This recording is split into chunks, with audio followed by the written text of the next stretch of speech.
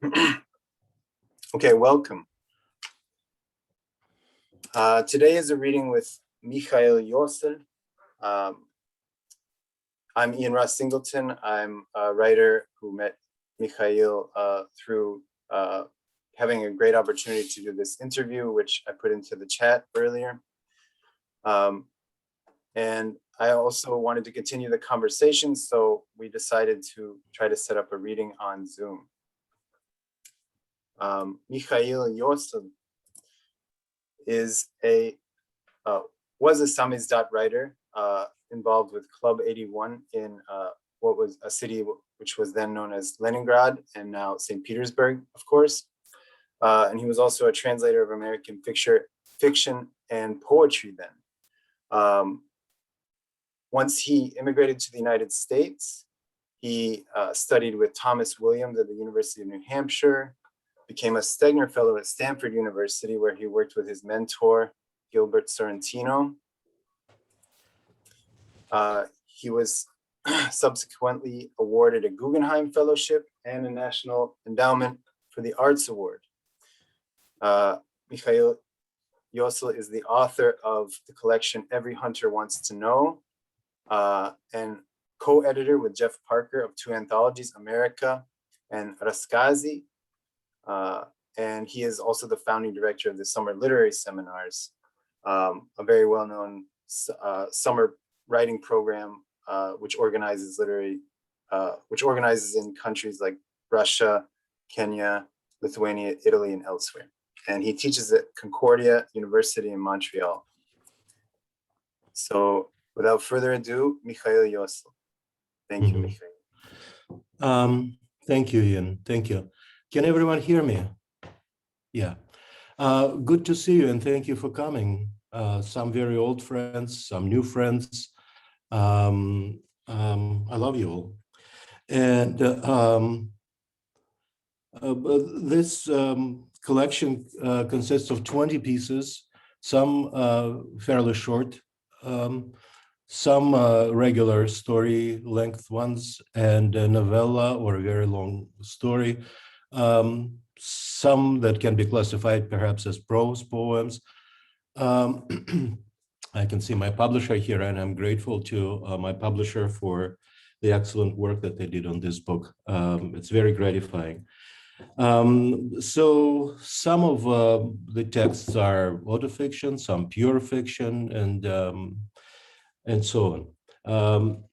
Let me read for maybe 15 to 20 minutes, and then Ian and I will have a conversation. And I'm grateful to Ian for the terrific questions that he asked me for the interview that was published in Fiction Writers Review. So I'll try not to go excruciatingly long and not to read something kind of deliberately boring.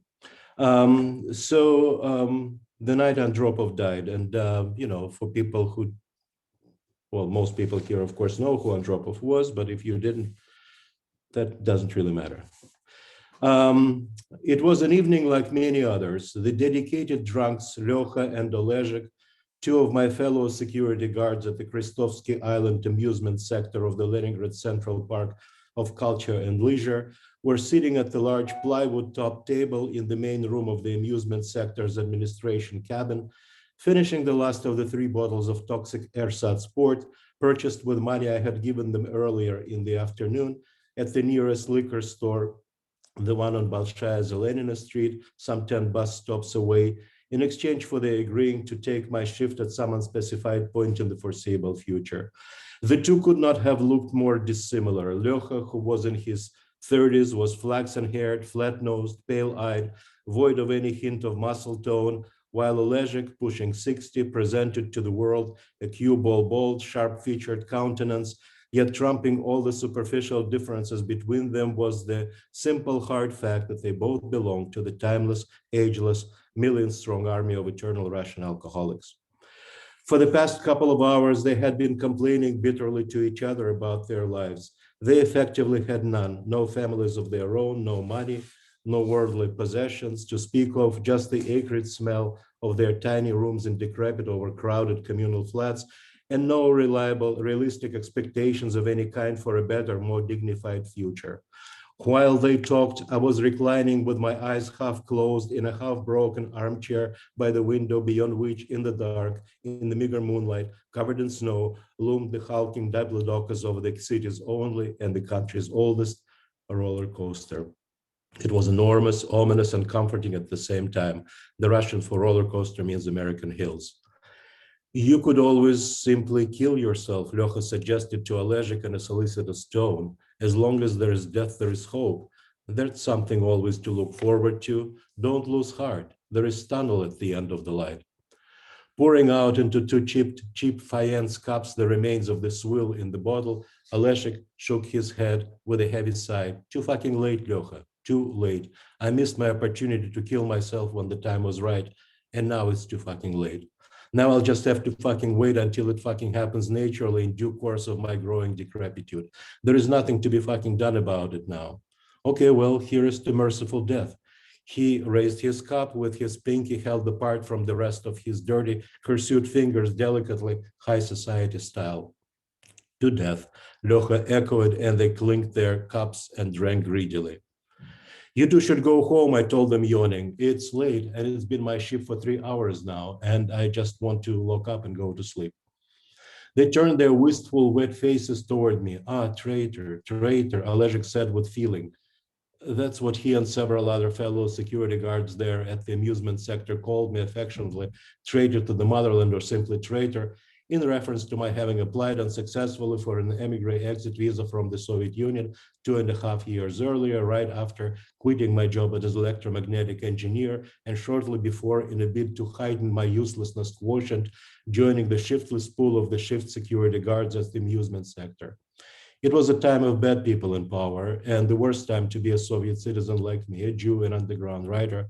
It was essential for me and for people like me to keep as low a profile as possible, and no one's profile could possibly be lower than that of a nighttime security guard at the Central Park of Culture and Leisure, charged with the duty of keeping an eye on the roller coaster. You, my dear traitor, you lucky bastard. You will yet see diamonds in the sky and maybe in the end manage indeed to get the hell out of here and go see Paris and Rio de Janeiro and New York and who the fuck knows what other wonderful places. And even if not, if push comes to shove, you're still young and it's not too late for you just to up and kill yourself, calmly and optimistically. You have your whole death still ahead of you, you lucky bastard. How I fucking envy you, traitor. That's so true, Lyoha piped up, mumbling, his head lolling on his chest. Out, Olezhik, Lyoha, out, I told them. I'm tired in the American hills and I need some privacy. We want to be left alone. Out, out. You can take the empties with you. That'll be enough for a couple of beers come morning. You'll miss this bus and there won't be another one until midnight.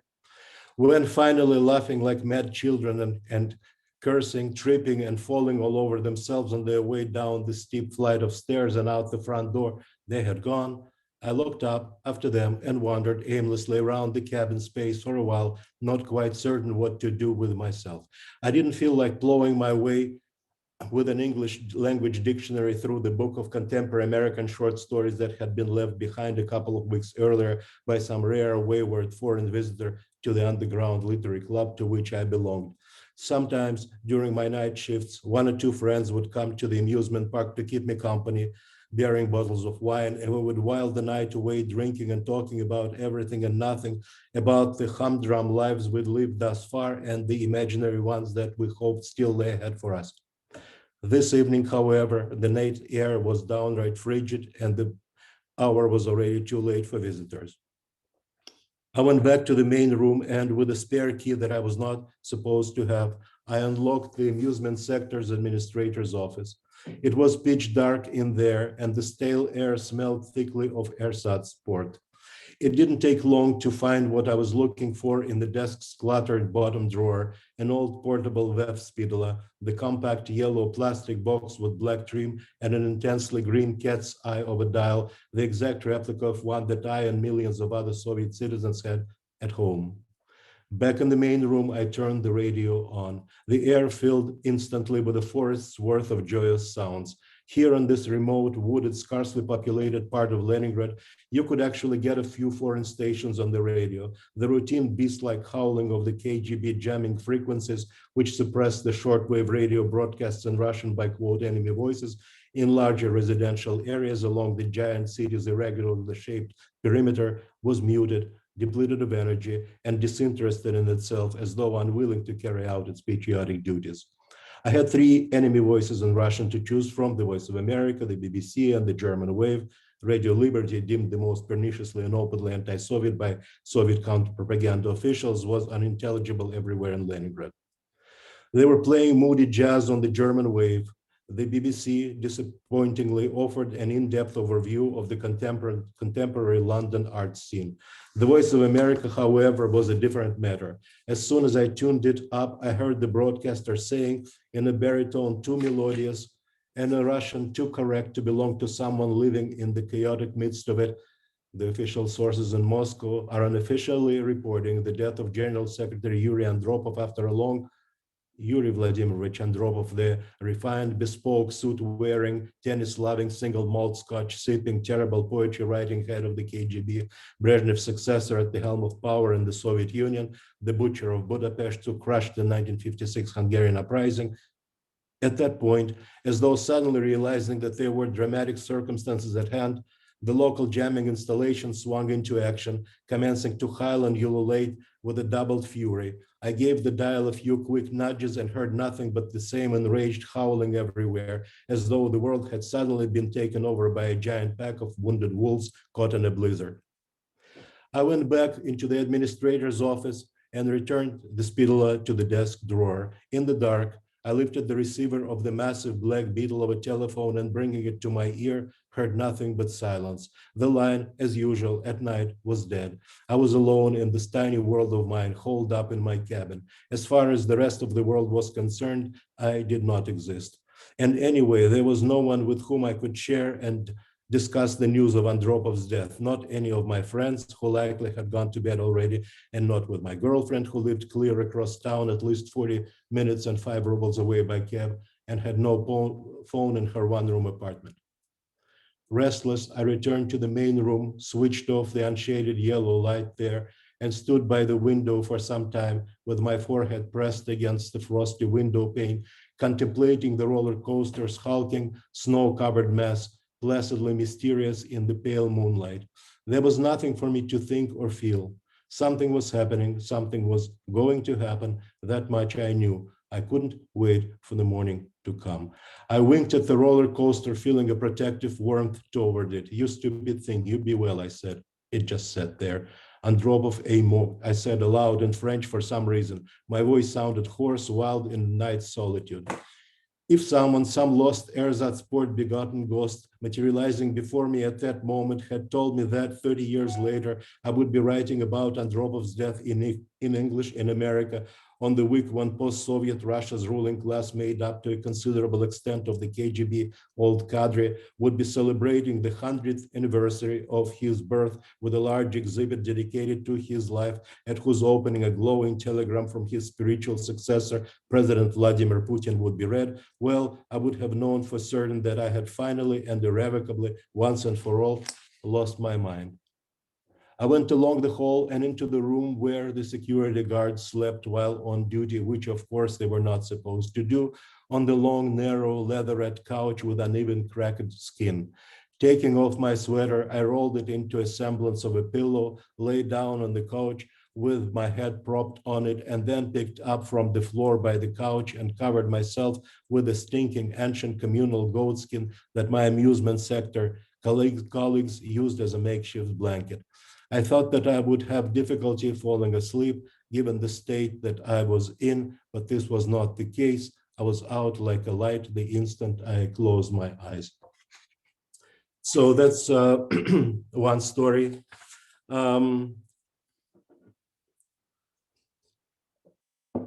Let me read you a story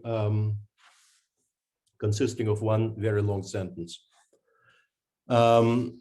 And it's called Sentence. And it actually is on the daily selection on Lead Hub today. So But it was written to the memory of my older friend, and the late great poet Arkady Dragomoshenko. And it basically depicts one night in that underground literary club, underground in a manner of speaking, because the events here take place on the mansard floating high above the city, in a building that was scheduled to be demolished. So it was unpopulated except for us. We were kind of squatting there with the theater studio of Eric Gorashevsky and the translation, quote unquote, translation sector of the Club 81, which was an interesting time. So, sentence. Remember when, remember how 30 years ago, yes, after the requisite sum of money had been collected in half handfuls of small change and occasional crumpled rubles for however many bottles could be afforded of whatever toxic domestic ersatz port or esophagus singing Bulgarian dry red might be available that night at the basement liquor store diagonally across the darkly illuminated prospect, 5 tall floors below. And then, after the eager young person dispatched to fetch the booze had returned to the loft, however many long minutes later, laden with bottles, winded but happy, and greeted with discordant cheers, and then, after we all of us, wasting no time, had gathered around the massive and incongruously sturdy table in the middle of the otherwise desolate and unlivable mansard building where we had our nightly gatherings, and the first 2 bottles had been opened quickly and expertly and without the use of a corkscrew, and their fetid contents had been poured out into the dense assemblage of thick-faceted railroad tea glasses and dainty mayonnaise jars and cheap china teacups with chipped edges, amid the flowering of dentally challenged Leningrad smiles and the animated rubbing of hands, whereupon all of us would claim for ourselves one of those mongrel drinking vessels and take our seats on the motley assortment of rickety throwaway chairs and milk crates around that inexplicably elephantine table in the middle of the empty, dusty, decrepit loft space, and then, as if on cue, pause for a few beats, fall silent for a protracted instant or two, lifting our heads or turning or half turning to face the dark window all at once for no clear reason, strictly because of some unspoken and almost unpremeditated ritual, putting ourselves wholly into that moment with nothing preceding and nothing following, as it were. Well, do you remember how just then, as we were sitting there in that sprawling, empty, dusty, unlivable mansard loft,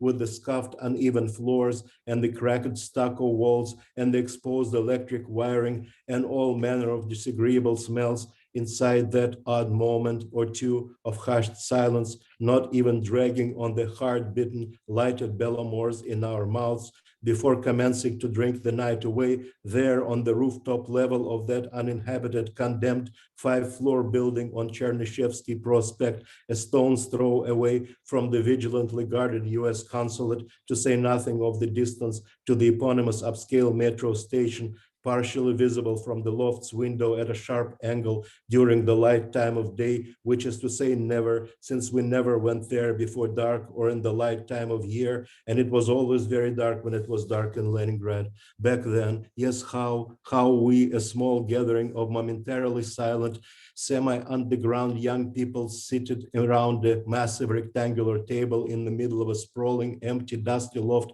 up at the top of a condemned and otherwise unpeopled Dostoevskian building, in the stark yellow light from a couple of bare light bulbs suspended from the concave cracked ceiling on twisted lengths of black cord. Yes, how we all of us, momentarily silent and not even dragging on the lighted Bellamores in our mouths, peering intently out of the dusty and forever winterized, yet still drafty, cracked old window and into the immense pitch dark outside, the unconquerable boreal Leningrad wintry darkness made darker still by the tiny yellow dots of thousands of windows in apartment buildings near and far, just a small gathering of 10 or 20 of us, semi-underground and altogether inconsequential, prematurely young and childlike people between the ages of 20 and 40, peering in silence into the great and boundless yellow dotted darkness that enveloped our part of the vast and great and terrible country to which we solely belonged, the largest and darkest and strongest and strangest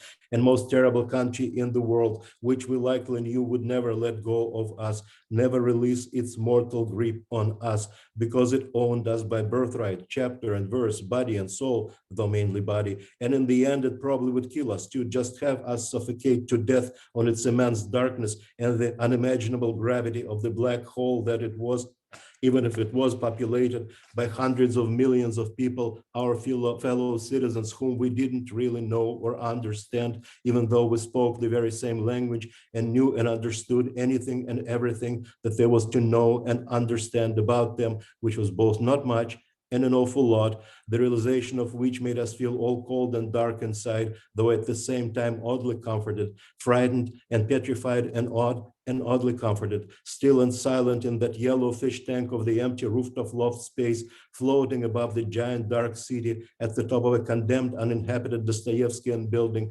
peering out intently into that immense darkness, all of us at once silhouetted darkly and sharply in the harsh yellowness enveloping us, awed and frightened and oddly comforted, until one of us finally shook his head horse-like, shaking himself out of the sheer catatonic strangeness of that momentary silence and immobility, and raised his drinking vessel, dragged on the Bellamore in his mouth, and said loudly and hoarsely, "Gentlemen, we're surrounded by a sea of darkness," thus signaling the end of that strange ritualistic intermission. And then, with much relief, we turned or took our gazes away from the dark window and, talking animatedly all at once, commenced to drink the night away.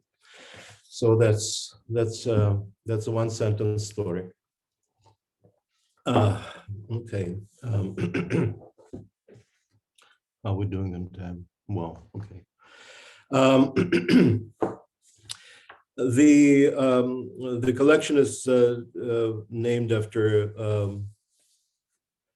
the novella Love Like Water, Love Like Fire. I won't read from it, but it's I'll tell you I'll say a few words about it. It's the idea came from this photograph that is you cannot really see, but I'm just showing you that there is a photograph. And so this photograph is dated on the back in my mother's hand, is 1939, Gomel, Belarus. Birthplace of my grandmother. And my grandfather was an old Bolshevik and party nomenclatura, and lots of his friends all around him were arrested. And apparently, or so the family legend went, she dragged him out of Leningrad to Belarus, where the rate of arrests of up and coming party hotshots, and he was one in Komsomol and the local party organization. The rate in Belarus was much slower, and he didn't belong to the local cadre, so he sort of like was safe there, even though he resisted mightily to, of course, to leaving the revolutionary front of work that he was performing. And so it essentially is based on, it's my reimagination of one night, or rather 3 minutes, maybe at most, in the life of a young woman who I imagined my grandmother was. The photograph features my young grandfather, my young grandmother, my mother who is a child, and her sister, my grandmother's sister, and her mother, and all of them looking away, with the exception of my grandfather. So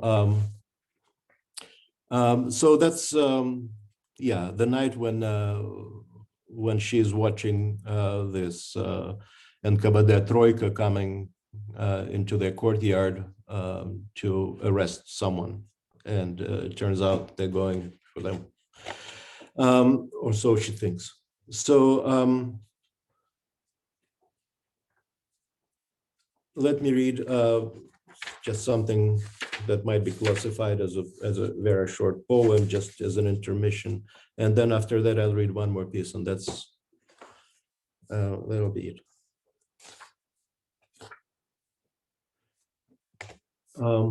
Blue.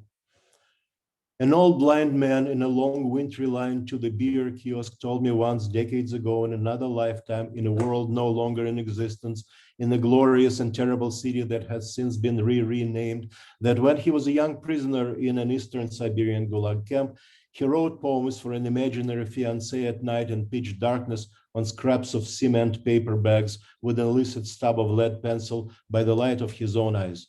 I told him that was a nice metaphor, and he said in response, a little huffily, that it was pure non-metaphoric truth. Why do you think I've been blind for so many years now? He added in a wistful tone, turning to me his desiccated face with empty eye sockets. I burned them out then, still no regrets. Just imagine that blue light in the night. I told him, feeling a shiver of strange unease scamper down my spine, that I sure hoped his imaginary fiancée had subsequently appreciated those doubtless lovely poems of his.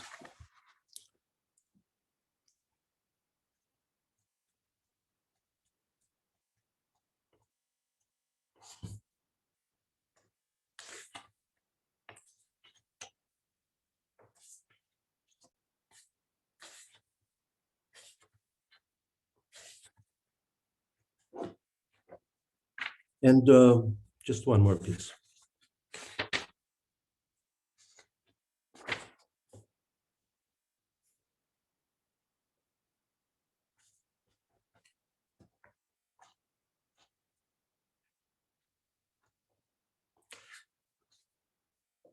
Life, how was it?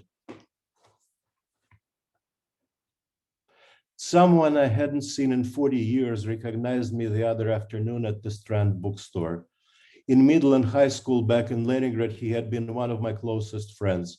He was buying a coffee table album of New York pictures, something along the lines of To See New York and Die, for his mother-in-law, he told me, winking, and I'd stopped by on my way to a friend's house in the neighborhood. A burly, broad-shouldered, handsome man of vaguely Levantine aspect, a cross of sorts between Hitchcock and, oh well, those crosses and parallels tend to make nothing more vivid. A cross between Alfred Hitchcock and Angelina Jolie, how's that? He hailed me good-naturedly in Russian as I was passing by the cash register. M, is that you? Is Mishka already up north? That was an old running high school joke between us. Mishka up north had been one of the most popular brands of chocolate bar in the Soviet Union. Its wrapper pictured a dignified-looking polar bear strolling along a massive flow of Arctic ice. Mishka is the common loving diminutive for any kind of bear in Russian, be it black or polar. Mishka, of course, is also a diminutive, highly irreverent and childlike form of Misha, which itself is a diminutive of Mikhail, which is my name. For someone to be, quote, up north in the general Soviet parlance meant his having been arrested and sent off to one of the Gulag destinations for his political activities, or more likely and pertinently, the looseness of his lips, the pointless frivolity of his speeches. D, I exclaimed, not his real initials, but close enough already, quite certain it was indeed him, recognizing him even despite my general propensity for recognizing those from my distant past whom I'd never met before. Is that you? What a strange meeting, but how did you know it was me? I cannot believe. Well, don't tell me I haven't changed beyond any, possibility of recognition since high school. Oh, you most definitely have, he assured me with a smile. It's just that I saw a picture of you in a newspaper back home maybe 5 or 6 years ago. Plus, I'm on Facebook, technically speaking, although I hardly ever am there. It's true, though. There is very little in the face you have today from the one you used to have back then. Sorry if that sounds upsetting to you, maybe. Oh, no, I said, waving my hand. That's how I tend to think of myself in any event, at present, being on my second, wholly separate life. It's like that old joke about the Historical Museum in Genius having an exhibit, two skulls that used to belong to Christopher Columbus, one as a child, the other as a grown man. In every joke, well, there is a kernel of joke, as the saying has it.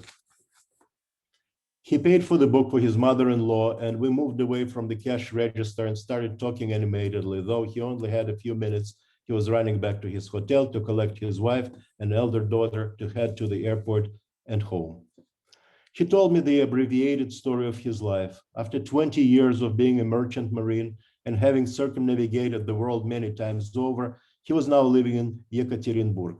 It's a long story, he said in response to the puzzled look I gave him. My wife's from there, her father a mini oligarch of sorts locally, and he offered to invest in the tour agency I was starting then 15 years ago if I relocated there, and so on. So I thought, why not? St. Petersburg, of course, is great, but Yekaterinburg has its certain advantages. It's a nice enough city, just very far away from everything, to be sure. But them's the breaks. You can't always want what you get, you know. We reminisced. Some of the key episodes from our shared childhood and adolescence, neither of us could recall as though they'd never happened, or rather as though we'd never lived through those moments of our own lives. Memory either confirms or refutes the very fact of our own existence. He couldn't recall, for instance, that I once hurled an ethnic slur at him. His family has North Caucasus origins during one of the heated moments in an intramural soccer game after he had mowed me down brutally from behind. Both of us were the stars of our soccer team, of school soccer team, which admittedly is not saying much. This was one of the most shameful episodes of my youth, and I had been rehashing it in my mind for a long time. But he didn't seem to remember it, and not the vehemence either with which he'd rushed at me with a piece of stone in his hand, blind rage distorting his genial features. He seemed to have blocked it out.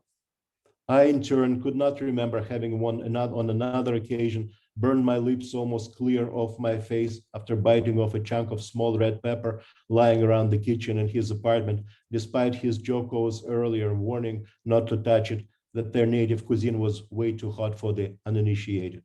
Subsequently, I had spent, according to him, a good half hour in a delirious state with my face stuck under a stream of cold water in his kitchen sink, and my lips were swollen something awful to the point of my not being able to say a single word for hours afterward. Well, but some things we did remember jointly, of course. The girls we had crushes on, the soccer games of special import, the pranks we pulled on the teachers. We looked at each other with a mix of tenderness and befuddlement, moist-eyed. It was clear to both of us after the 5 or 10 minutes of our hasty conversation that this chance meeting was the last time we ever were going to see each other. I would never find myself in Yekaterinburg, and he would never be returning to New York or going to Montreal.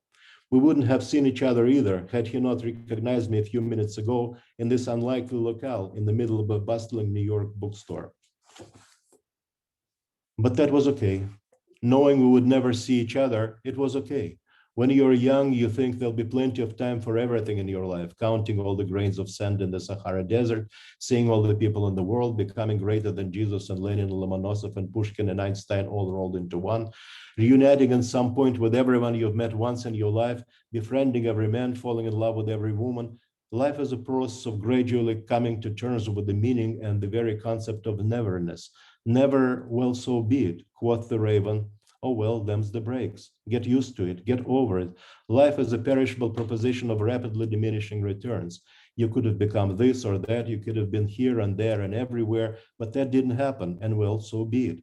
There won't be, in the end of your life, a joyous, transcendentally meaningful regathering of everyone you've ever met on your path, with stories shared and wine flowing and laughter lilting and happiness abounding and life never ending, and well, so be it. Well, so how was it in all? I asked him just as we were about to part ways and give each other an awkward farewell hug. He understood me. Life, you mean? Yeah, you know, life, I said with an embarrassed chuckle. What did you think of it? It was okay, good, better than one might have expected, he said pensively.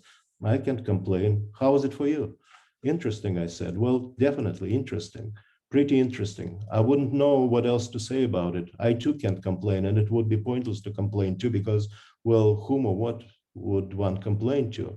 It was interesting. Okay, well, thank you. Thank you.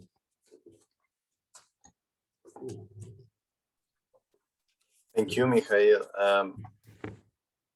I wanted to say after you read sentence, I just wanted to say wow, and just let that sit in the air, because just beyond the execution of writing that story, reading it is a feat unto itself. I mean, it's it's one sentence, and I have so many things. I'm glad that you read that too, because and also the first story in the book, the Night Andropov Died. Those all, we didn't really talk about those in our interview, so I was pleased, and I have things that I wanted to say about those individually, but I've already gotten some questions, and I do want to. I'd like other people to be able to ask you questions. So but I want to note some of the things that I thought of, that I noticed.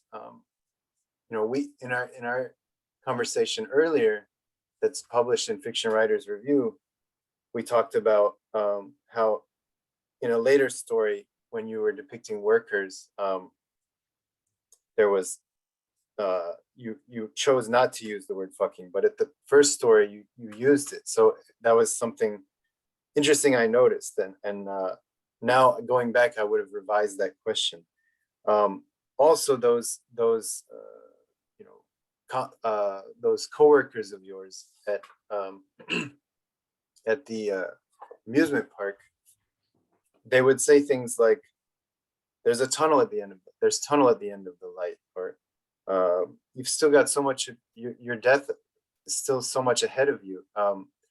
These reversals, these joking reversals of language, in this last story that you read, "The Kernel of a Joke in a Joke." That's also something that I think we could talk about. I would love to hear what other people think about that. And then this idea in sentence that we should all the people of the Soviet Union should know each other.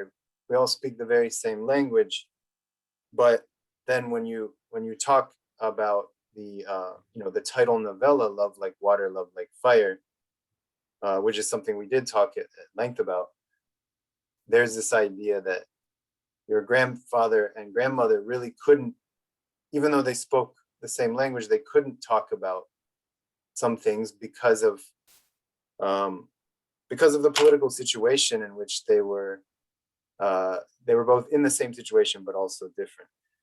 Again, something we could talk about. But I finally actually I'm getting to a question, which is more about that part in the first story you read, "The Night Andropov Died," where you you take a moment. Excuse me. It's I think one of your auto fiction stories, and you take a moment, a paragraph, to step back and reflect on the narrative present, I guess is what we would call it, that you're now decades later writing about that night in the United States, in with this perspective. So my question has to do with that. You have great endings. So and that title story, there is kind of I would say there's a reconciliation in your stories, especially the auto fiction stories. And when we talked, you mentioned that you find a memory, and that the most vivid memory, because memory is imagination pointing backwards. I'm quoting you from our interview. The most vivid memory is the truth. So at the end of these stories, there's kind of a recognition in this. Even in Andropov, there's The Night Andropov Died. There's this idea like that you thought you wouldn't be able to sleep, but actually you were okay. So these revelations that happen, did they happen at the time, or did you come to those revelations through the writing of these memories, through the re-remembering, through the through the creating of auto fiction, as you call it?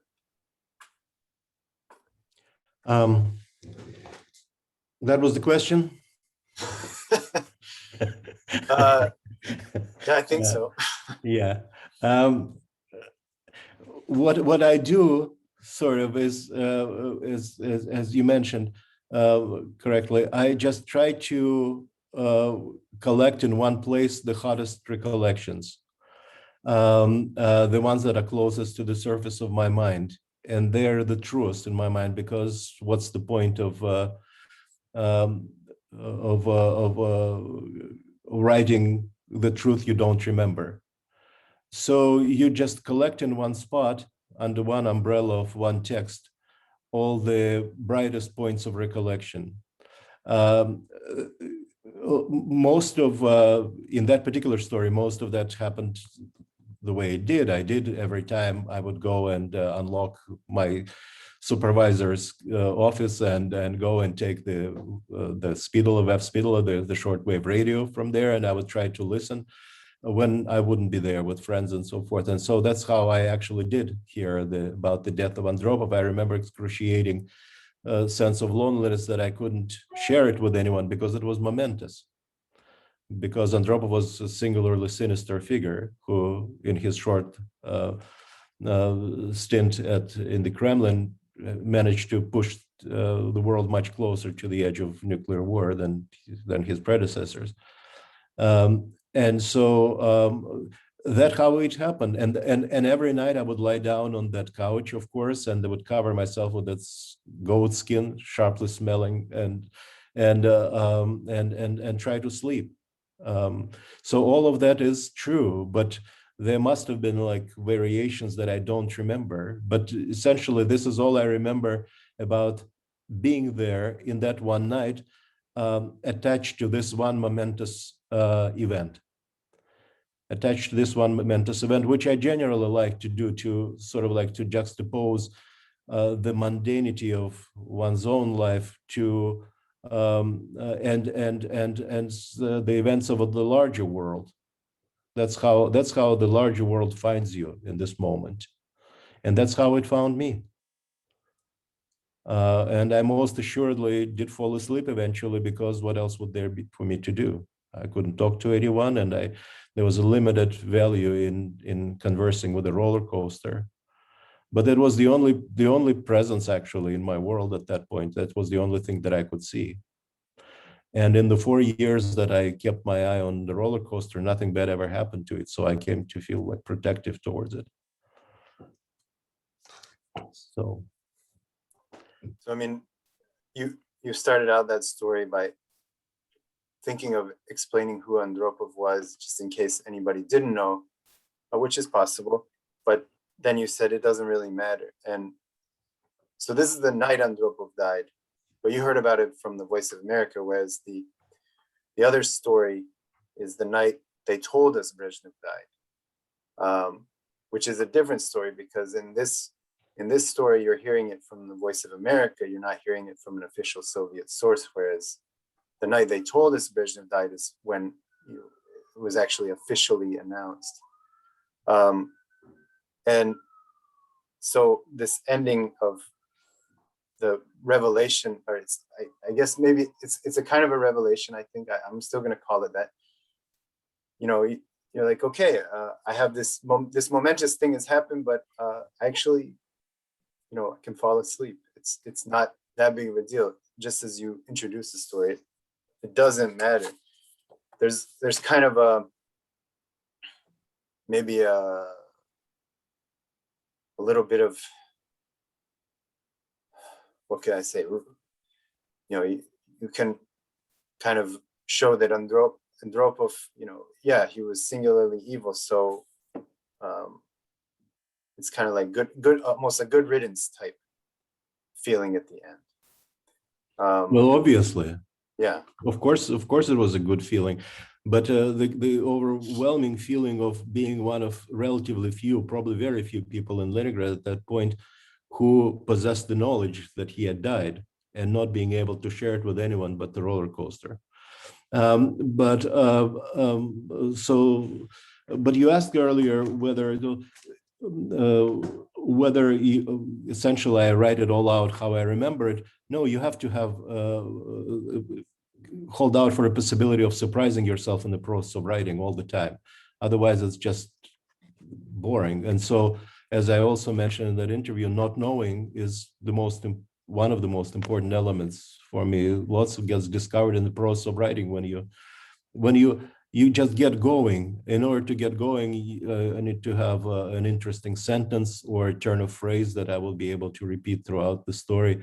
And I need to find a certain rhythm. And then once I get going, then, after first two paragraphs, I know that I'm on firm ground and that something interesting is going to happen, and I will write something that will surprise myself at some point. Like, for instance, that for some reason I said Andropov is dead to a roller coaster in French, which I didn't know. I have no idea why. It's just one of those things, just for absurdity's sake. Because roller coaster could care less which language I spoke with it. It couldn't hear me. So as for Andropov, whether it matters or not, actually the short passage about who Andropov was added by my New Yorker editor's request. She said, "You'd be surprised how many people would have." I said, "You can't be serious. New Yorker readers would know who Andropov was. You'd be surprised," she said. So and actually I wasn't surprised. But so I added that sentence, but I also made it sound as you know, as one of the two instances of breaking onto the surface of the present tense, which is autofiction, but not nonfiction.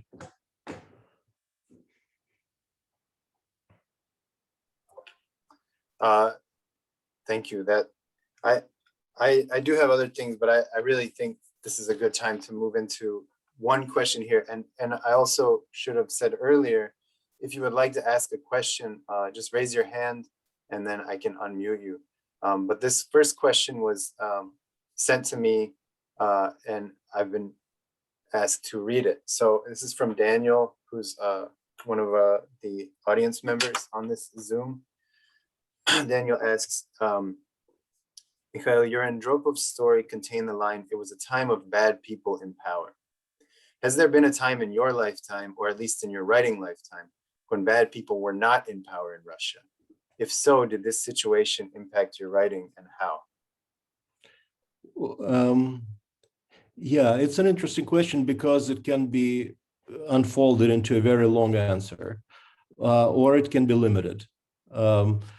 Obviously, there were no good people in power in the Soviet Union during my lifetime, but there were worse and better people, relatively speaking, very relatively speaking. Very relatively speaking, Khrushchev was better than Andropov, very, very relatively speaking. Gorbachev was infinitely better than Andropov, let's say. There are kind of, you know, think of, and speaking in parentheses, now is not a very good time either, right? Because think about after Stalin, who of course was industrial strength mass murder, right? Probably the most prolific one in human history. But after Stalin, Khrushchev and Brezhnev and even Andropov, they didn't tend to like kill their political opponents. They put them in the gulag, of course, they in labor camps, they put them in insane asylums. They, when those were extremely high profile, just kicked them out of the country, but they didn't tend to just kill them. Well, guess who's doing that now after Stalin? No, it wasn't a very good time, but then so it was a specific reference in the way I was a so-called quote unquote refusenik, and that was which is to say you apply to immigrate from the Soviet Union, and you know I feel self-conscious explaining it to people who know Soviet Union just as well as I do here in the audience, but nonetheless there are people who don't as well. So yeah, and that was a highly vulnerable situation, of course, because you had already proclaimed yourself to be essentially a traitor to the motherland, but you were still a Soviet citizen, obviously. So it was bad time, bad people in power. It felt more dangerous to me now.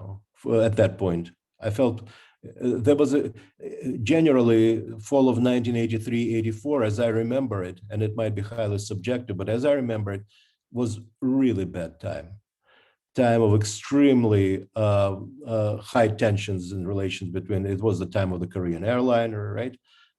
If you'll remember, and then so on, and just and Andropov's truculence and his intransigence and his open hostility toward the West, camouflaged by his manner of a sophisticated man. He was also much smarter than let's say Brezhnev, and of course then Chernenko, who succeeded him, he was dangerous. And there was a sense that, distinct sense that this is very, very dangerous time. Generally, it was the time when people could stop you in the street and ask why you're not at work or where you're going, or search your bag to see if you had a bottle of vodka there, for instance, that you purportedly were going to sell, and so forth. It was dangerous time. It was KGB running the country self-proudly and very openly, because he had been the head of the KGB for many years, for 18 years. So that's how I remember it. And so I just remember the sense that that I needed to survive at that time. So yes, of course, Andropov's death, much more than, in a different way than Brezhnev's death, felt like a major breaking point, like an inflection point. Brezhnev's death simply meant that the whole era had come to an end, and that nothing will be like it used to before. With Andropov's, there was a sense that you managed to survive a dangerous time. Like a sense of relief. Yeah. You can go to sleep now. Yeah. So the next question comes from Domnita. How many drafts did the Andropov piece go through? It feels like it went through just one draft. Well, it's also an interesting question, because that particular story, a while ago, I fell in the habit of giving myself kind of sort of like writing prompts and assignments, certain time limit, and to write a short story directly into the status box on Facebook. So as to deprive myself of the possibility of endless rewrites. So that way I could only correct the syntax in certain words, but I would give myself, so in that sense, yes, Andropov was one of those stories, and actually one of those 12 stories, I guess, short pieces that were published in the New Yorker, were written that way, most of them. Just trawling memory for the hot points of recollection, so that are very close, so close to the surface of my mind that the story writes itself out once you get the first 2 or 3 paragraphs right. So, but by the same token, often, very often, so that Andropov was written like that, indeed, in a very short period of time. That doesn't mean that afterwards I didn't correct it. I mean, I didn't work on it a little bit, but not much, indeed. But by the same token, sometimes I would try to approach a story in the same kind of frontal cavalry-like kind of mode, and it would be immediately rebuffed by the material. And then I would know right away that I would have to just step back and regroup and prepare for the regular process of writing a story, which is to say at least a month and rewrites and so forth. So yeah, but the point is, in actually with its sentence, for instance, was written in just like that also, pretty much, in a very short period of time. Yeah, so there are two different kinds of stories, and of course, novella I worked on for a long time, because it's written in a way that is it's difficult for me to write in quote unquote straight sentences, the simple declarative sentences. So I need to find the rhythm of paragraphs to do that. So yeah.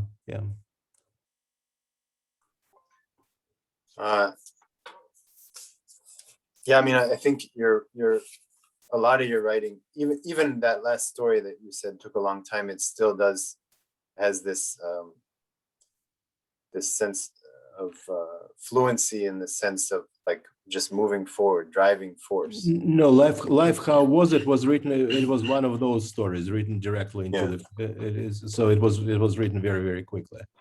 But the novella Yeah, the novella. Love But Like even the Water. novella has that. It took a long time to write, Yeah. but it has different rhythmic arrangements in different parts of the novella, because essentially it all takes place in the head of a young woman, Mhm. all of it.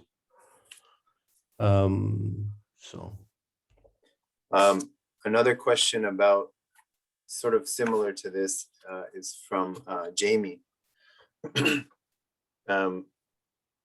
That when you do switch from the recollection memory part of the Night Andropov Died to the I mean, when you switch from the part where you're immersed in the scene, in the time, and then you draw back to 30 years later, Putin is in power, basically, more recent times, and how do you know when to make that switch? What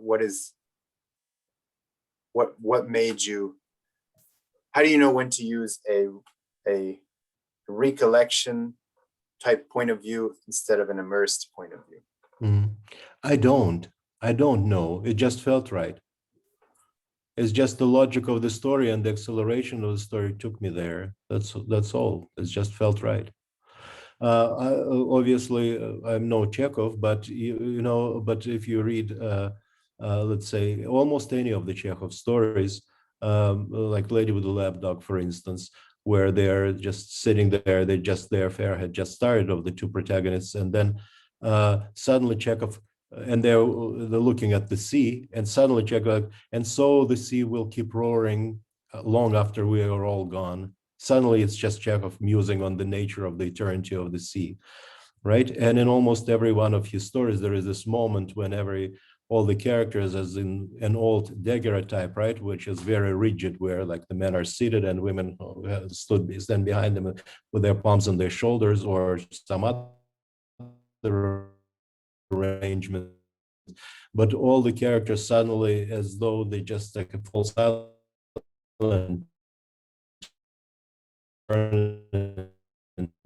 to look at you. Uh, uh, uh, so, uh, why did you like it? He just was for a moment his characters and just so yeah, I know it's part of the not knowing, which is the most gratifying part of writing. I think we might have lost some of that, Mikhail. It was right before you said the not knowing part. You were kind of cutting out. Yeah, I for a moment I thought that your Zoom was for an hour only, Okay. which would be logical. Yeah. Well, I mean, we are actually out of questions. Well, Yuli, you have a question, right? Yuli has a question. Oh, I'm sorry, I didn't see. But she is muted, right? Is she muted? Can you unmute? Maybe Yulia, people can be unmuted now. All the people can be unmuted at this point. yeah, I'll unmute you just a sec. Oh, on Dennis's account. Mhm. Okay.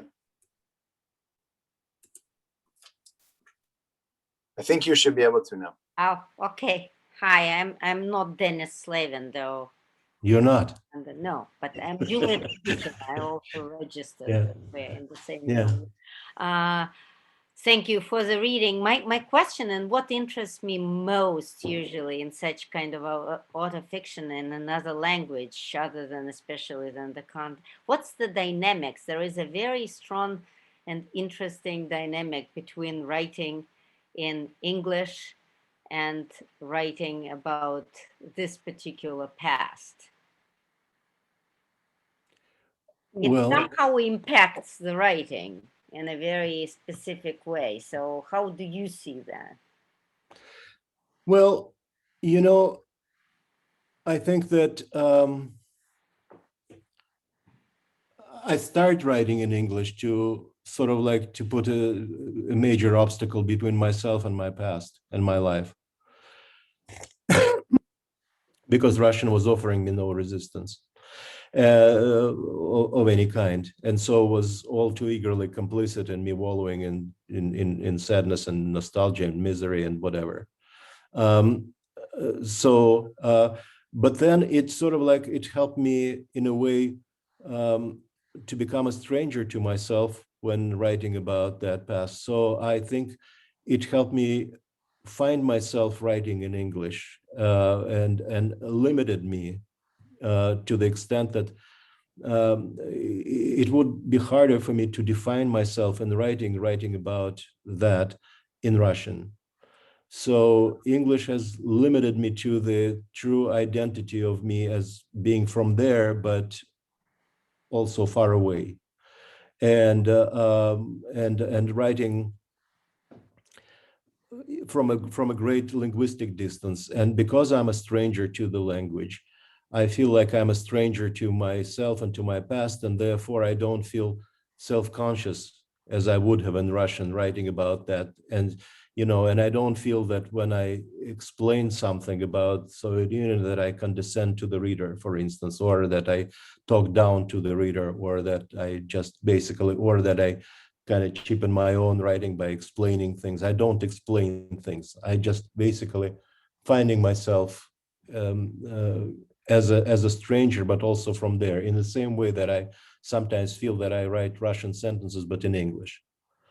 Certainly, the rhythms are not necessarily, the rhythm and the manner of reading maybe is a carryover from my writing in Russian. So the essence, the kernel of writing personality remains, but all other parameters are different.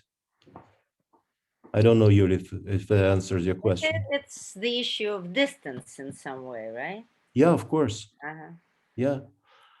I just find Because oh, I'm sorry. I know I just find often that how like my American child, pretty much American child, right? Because she grew up here, says your voice is different in English, or your character is different in English. Yeah, well, voice is different in English because we basically, it's a different manner of extracting sounds in Russian and in English. So timbres of voice are different in Russian and in English for sure. But it's kind of important for me, at least, to remember that I'm not bilingual. I did not come to the United States before the age of like 17, for instance, when the window of bilinguality starts closing, essentially. Right? So I'm not bilingual. My Russian is infinitely quote unquote better than my English. So English still offers resistance, a lot of resistance, but of a different kind than Russian, and it limits me. And I have to work around those limitations, which is why it's easier for me to write a sentence in 1,200 words than a story with simple declarative sentences. So, which is why I couldn't be a journalist, for instance. I admire people who can, but I couldn't be because there wouldn't be enough of interesting material for me to work with on linguistic level. And I would have to become not present in my sentences, as it were. And that would be difficult for me. Not gratifying enough because I'm not bilingual. But you understand all that very well, I'm sure. Yeah, it's just very interesting because the autofiction now is and every like nonfiction specifically as autofiction is such a big thing in Russian language now. Yeah, I only call it autofiction for lack of a different, because I think I'm doing something actually different than autofiction also. So what do you call it? But I haven't yet figured it out. But my friend Josip Novakovic is writing about that even as we speak, actually, because that's what his idea. But autofiction simply because I don't announce it as nonfiction, and it wouldn't be unfair of me and kind of strangely, duplicitous to say that this is nonfiction, where we don't even remember conversations that that took place verbatim, that took place 3 days ago. What about 25 or 40 years ago? That's kind of ridiculous. But also because I just admit openly that memory is unreliable. So I go for the true recollection, which is the one that is the strongest. The strongest is the truest. But that's not how it exactly happened. I don't know. If that's how I remember it, that's how it happened. But yeah. Thank you. Yeah. Yeah, that was an excellent question. And I want to kind of take from your question, Yulia, to go back to what you said earlier, Mikhail, about the memory has to surprise you. So if it, do you think that, okay, before I ask that, I'll take a step back. This is good advice for any writer, multilingual or monolingual, I guess we would say. Our writing should surprise us, right? I think many of us here can agree that that is some sound writing advice, craft advice. Do you think that writing in English helped to bring that about, that surprise that came out of these memories? Do you think that was aided by? Well, not memory. I'm not saying not everything is memory in what I write, but in memory, not necessarily memory that should surprise you, but you should be able to surprise yourself in the process of writing, because that's the joy of writing. Otherwise, it becomes kind of a little stale, and difficult and not rewarding enough. And so you have to find. You have to make the process of writing rewarding for yourself, I think. So, but yes, when you feel that you are on a roll, and that the writing generally is going in the right direction, then there comes a point when I feel that language doesn't matter. It no longer is a matter of language. It only when I labor over sentences because the story is spinning its wheels, then, as be it in English or in Russian or in any other language, people start rewriting sentences endlessly, putting in and then taking out commas, rereading their sentences, because basically they haven't figured out yet how to push the story forward. And so, and then language takes over, and then the story basically gets stalled. But when you are on a roll, then you feel that language doesn't matter. It's important to just get the first draft to the end and to create the very fact of this piece. And then you can just look over it and then see if it's good enough to be left alone or to be worked on. More often than not, I will work on, because there is always room for improvement.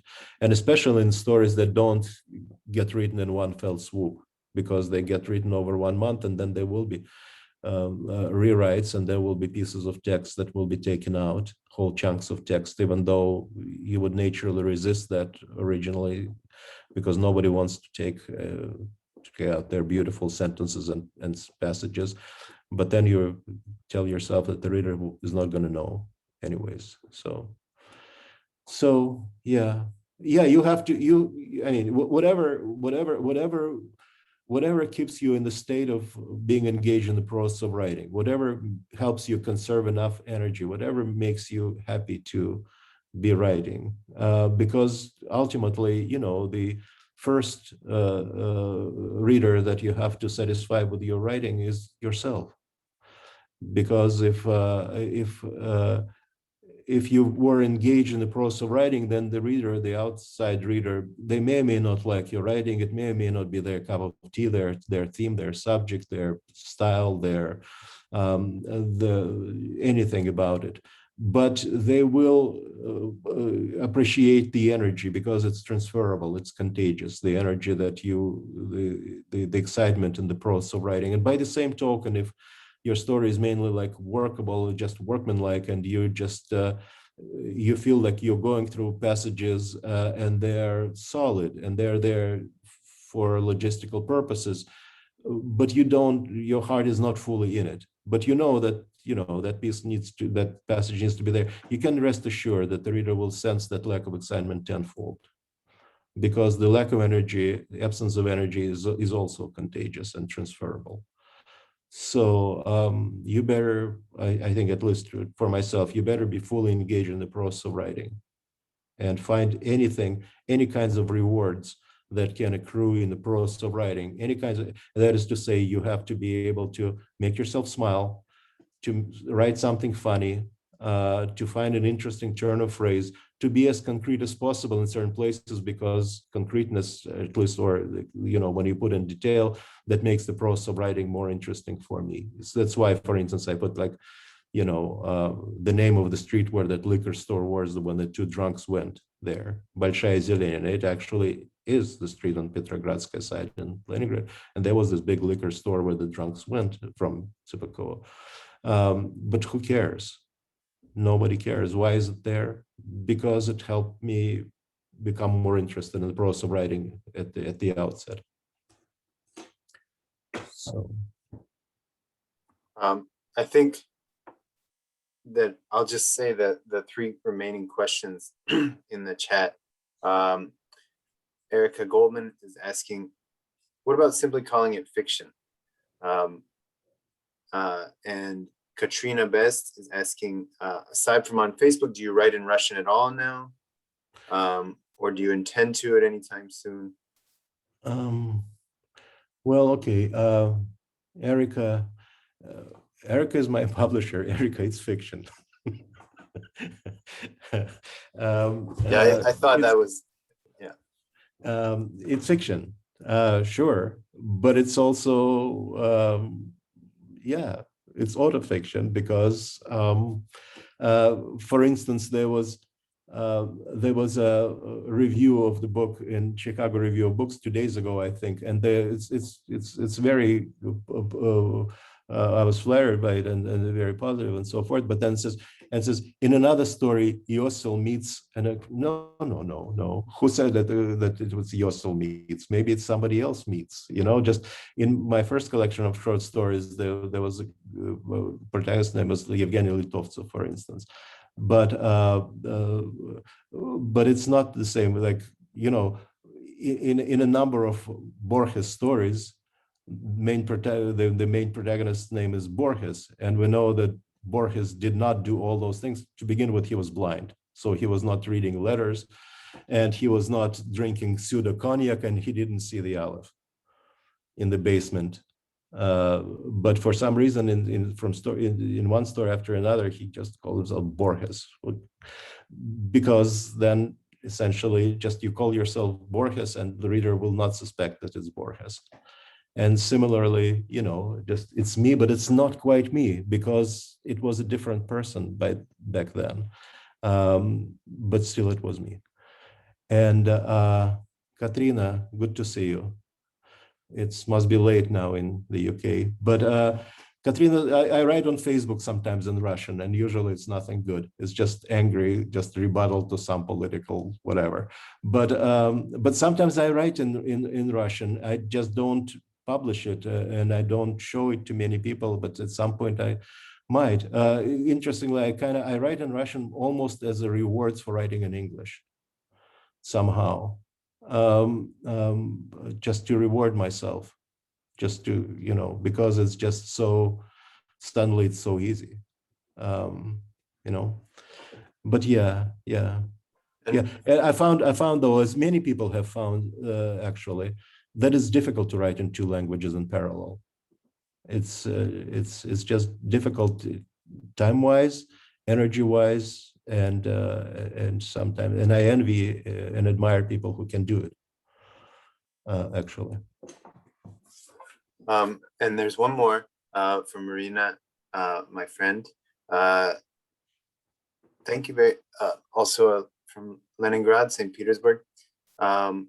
What part of your writing is coming from the past? Are you writing it all from your American/Canadian experience? Yeah, there are stories that are set in the modern world, in post-Soviet world, but just not in this book. But those stories do exist, and they actually were in my first collection. There are some that I haven't published yet. But it's true, though, that the weight of the past, the center of gravity is somehow there. It seems like when one's life gets cleaved almost evenly in half uh, by two worlds, it seems that the first part of the life is has more weight to it, is more important.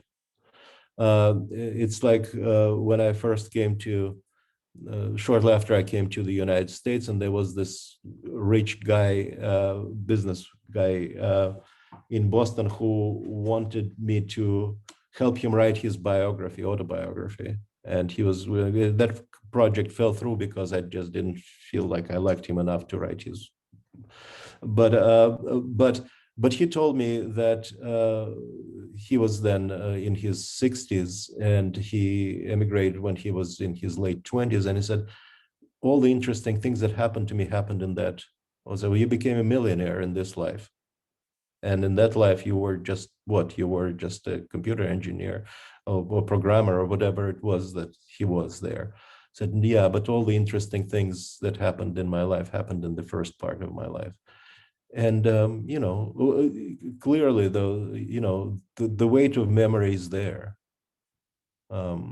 It's there.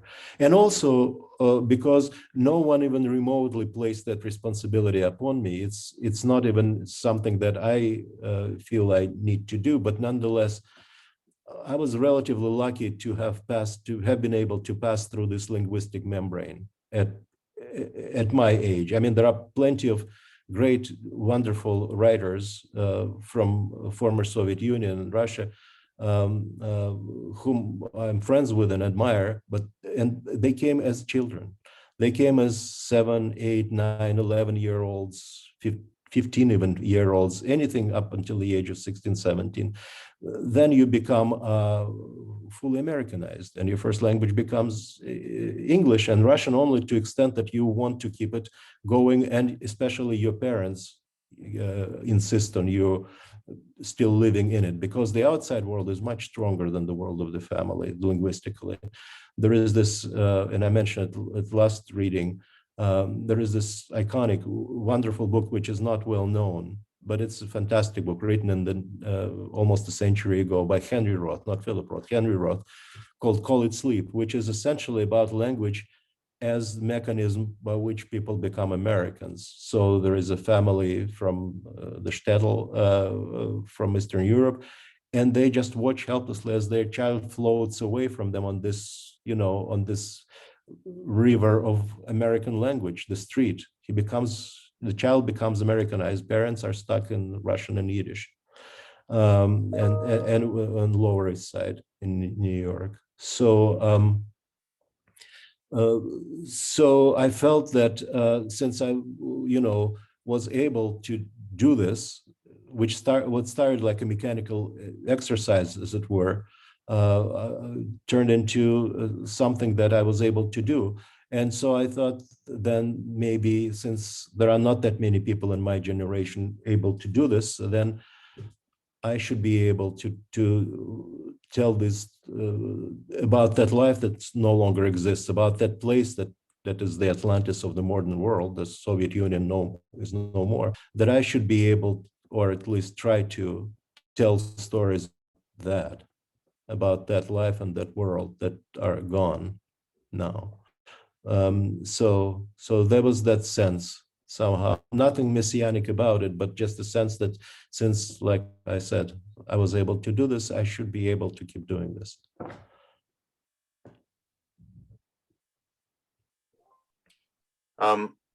Okay, I think there's one more question. I think it should be the last. It's that which language do you dream in? Russian, English. I was waiting for it. It's number 575,000, whatever. And I don't know.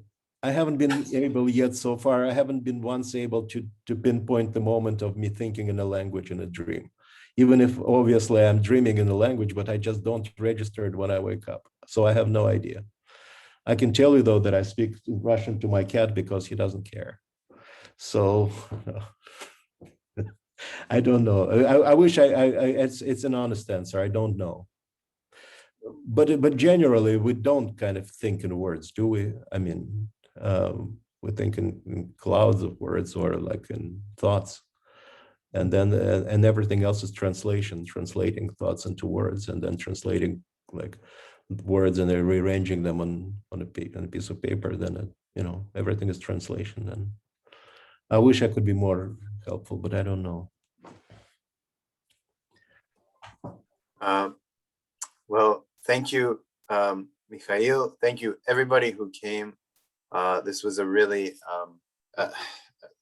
that's a banal way of putting it. This was just an incredible early evening of discussion and of a language and literature. And I'm so happy that you all shared it with me. Thank you, Ian, and thank you everyone who came. It was really good and kind of you to come. Thank you. Bye-bye.